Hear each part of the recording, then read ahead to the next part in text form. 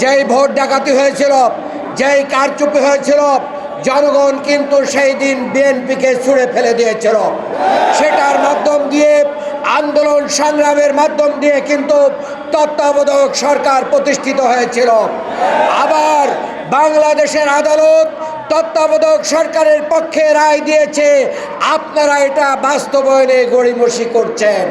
এবং গতকালকের এই বিএনপির অধীনের নির্বাচন বাংলাদেশের মানুষ আবার প্রমাণ পেয়েছে দলীয় সরকারের অধীনে সুষ্ঠু নির্বাচন হতে পারে না।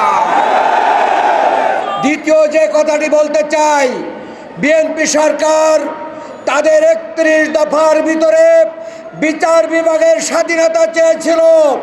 বিএনপি সরকার তাদের ৩১ দফার ভিতরে রাষ্ট্র সংস্কার, সংবিধান সংস্কার কমিশন চেয়েছিল, কিন্তু ইশতেহারের ভিতরে চাইলেন, ৩১ দফার ভিতরে চাইলেন, জনগণের কাছে গণভোটে হ্যাঁ চাইলেন, জনগণ ক্ষমতায় দিল।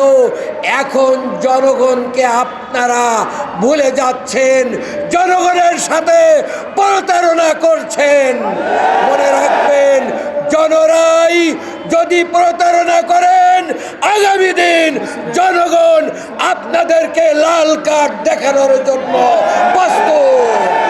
কাজেই জনপ্রস্তুতির কাছে আপনারা মাথা নত করুন, জনরায় মেনে নিন।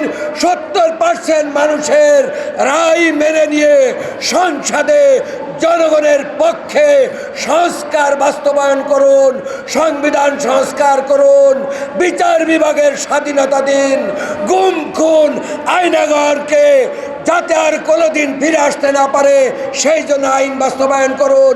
এই আহ্বান রেখে আমার বক্তব্য শেষ করছি। আল্লাহ হাফেজ। বাংলাদেশ জিন্দাবাদ, বাংলাদেশ জামাত ইসলামী জিন্দাবাদ।